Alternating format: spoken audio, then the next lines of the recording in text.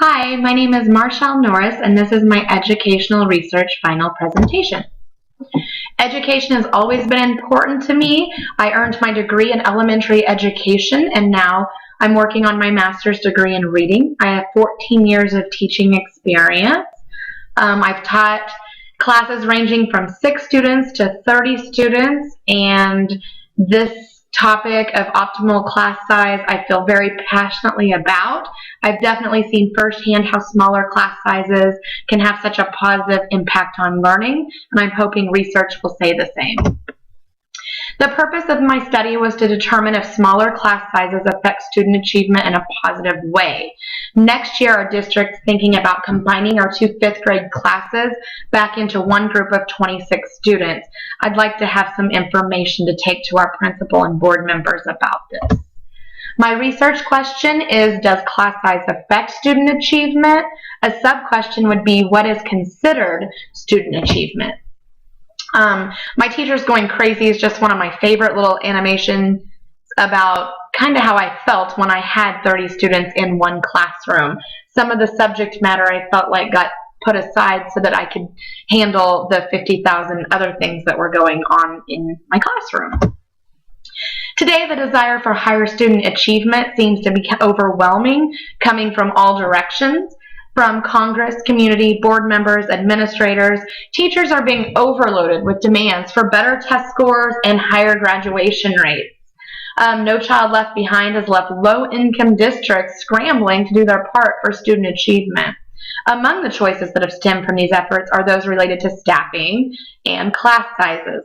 One of the biggest puzzles in educational research has been its inability to verify the common sense assumption that smaller class sizes in schools will lead to educational benefits for students.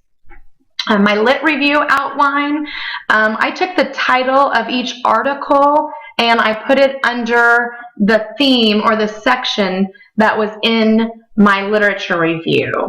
And I'll talk about those here in just a few minutes. Different thoughts on optimal class sizes was my first theme. It's difficult to get an accurate picture of class size for so many reasons.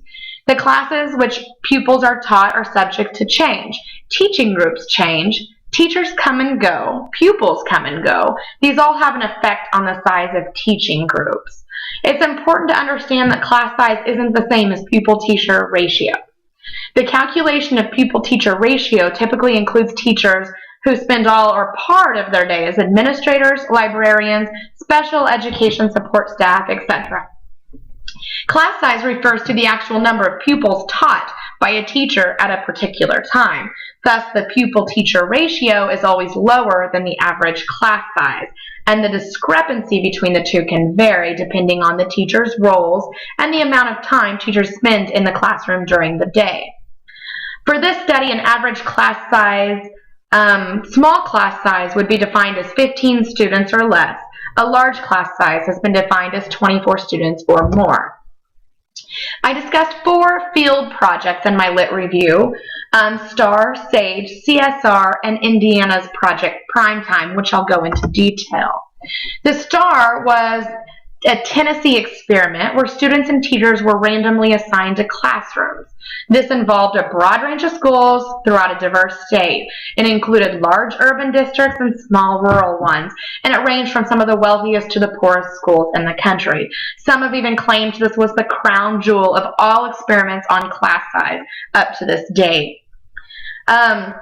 It was found that smaller class sizes in kindergarten and first grade had a significant and lasting impact on academic achievement and educational attainment. However, the substantial student mobility that occurred throughout the experiment and the need to add students each year raises questions about the estimates, especially for higher grades. Controlled experiments such as the STAR provide only a partial information on the likely effective broad-based class size reduction by ignoring its direct impact on teacher quality. The SAGE program was implemented in Wisconsin, and basically this was a reform that aimed at reducing the impact of poverty on student achievement. It was composed of 4 related strands SAGE includes reducing classes to 15:1, making the building available beyond the day, developing a challenging curriculum for students, and encouraging professional development for the students. The studies completed demonstrated that test scores have indicated a correlation between lower class size and higher academic achievement. Reports concluded the major difference in smaller class size is the increased individualization, which is understandable. When teachers have fewer students, they can attend to needs of each student because they have a greater knowledge of each student. They have more time for instruction, resulting from reduced time spent on discipline, and they have greater enthusiasm for their work. The CSR was implemented in California. It was probably the most expensive education reform. The program reduced K through 3 class sizes throughout the state by almost 10 students. Within a couple of years, state participation in first and second grades exceeded 90%. However, participation in kindergarten and third did not exceed 90% until almost 4 years later. Studying the class size and teacher quality effects of CSR was complicated by the way in which the program was implemented. Because California did not administer statewide exams until 97-98 year, no baseline measure of achievement prior to CSR is available. In addition, the statewide implementation makes it more difficult to separate its effects from other changes in the school. Project Primetime was implemented in Indiana. The state allocated funds to reduce class sizes in first grade to 18 students. Then funds were provided to reduce class sizes to 22 in grades 2 and 3. The initial analysis of the data showed achievement gains from before the program implementation to the program, using classes as the unit of analysis. Though the program showed benefits for both math and reading in both first and second grades, the effects were greater for reading in first grade. Primetime produced results that were particularly impressive at specific school sites. The authors, however, cautioned that possible confounding variable is that teacher accountability measures were also implemented along with this class size reduction. Pupil attentiveness, peer relations, and student behaviors. When researching the importance of classroom size, we must include several factors. Pupil attentiveness, peer relations, and student behaviors are important in this argument. Regardless of any connection with class size, many studies show that a key aspect related to educational achievement is a time on task. It makes sense that students will learn to the extent that they are on task or attentive to the topics being discussed. Common sense would tell us the more students in a classroom, the more chances for disturbance, thus creating more students off task.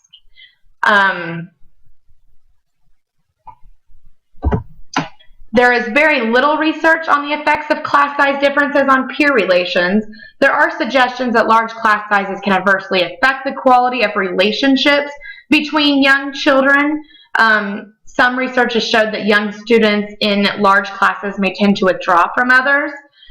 In large classes, it'd be more difficult for a teacher to spot a student that may be withdrawing from their peers. In one study, it was reported that children in smaller classes were actually more appreciative of each other and showed an increased desire to assist one another. While there is a large amount of literature on short-term effects, there is credible research on long-term effects are sparse. One study of long-term effects of class size was the STAR that I mentioned previously, and the present study provides evidence that these effects do not disappear over time but last through high school. This study also demonstrated that students who experienced more years of small classes in grades K through 3 had higher level of achievement 6 years later than students who had fewer years of small classes. Another study finds that smaller classes in the last 3 years of primary school are beneficial for cognitive and non-cognitive test scores at age 13 and for achievement test scores at 16. Most importantly, the same study found that smaller classes increased completed education, wages, and earnings at the age of 27 to 42. As stated before, though, there's very little actual evidence, and these long-term studies need to be researched a little further. Obstacles and problems, there's 3 of them that stand in the way of reducing class size. The first problem is cutting class size means finding more qualified teachers. The second issue is that many schools would have to find or create extra room to house additional classes. Finally, reducing the class size for students in the early grades often requires additional funds.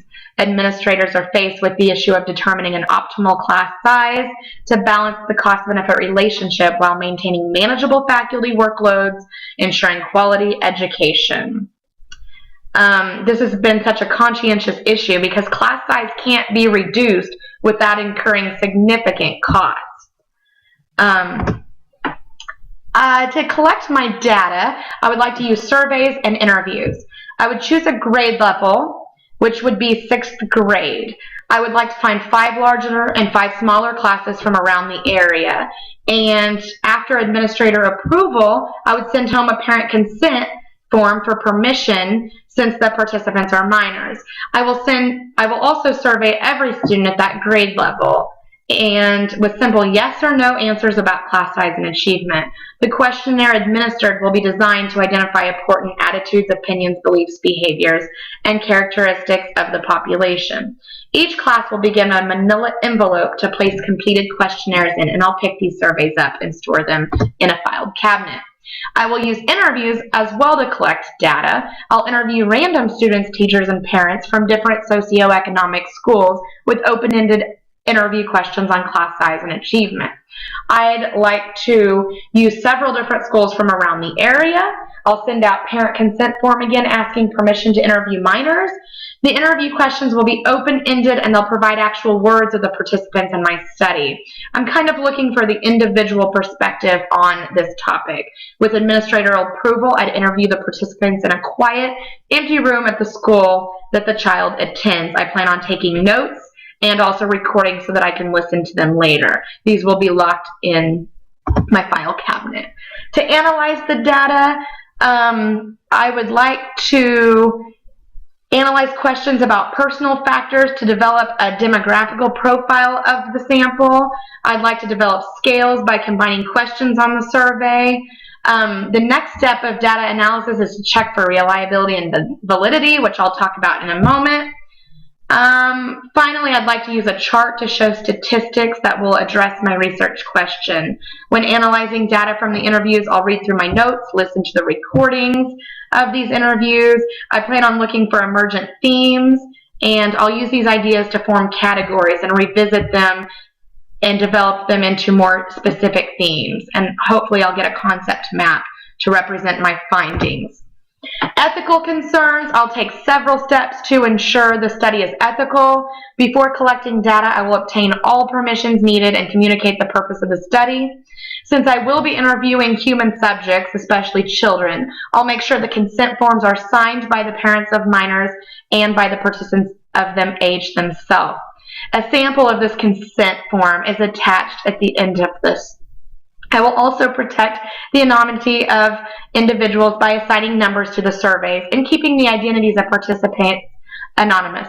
I will keep information from the study confidential and will not share information with other individuals. I will force no individual to participate, and everybody has the right to back out at any time, even after they've given me consent. All collected materials will be destroyed after the conclusion of the study. Limitations, I'm hoping there won't be too many limitations. One that I do feel might pop up is that this study focuses on a small group of participants located in the northwest region of Kansas. It is possible that results might differ in different parts of the United States. So this is a list of all of my different references. I had quite a few of them. I found some really good information over this research question that I posed. And that is it. Thank you for your time.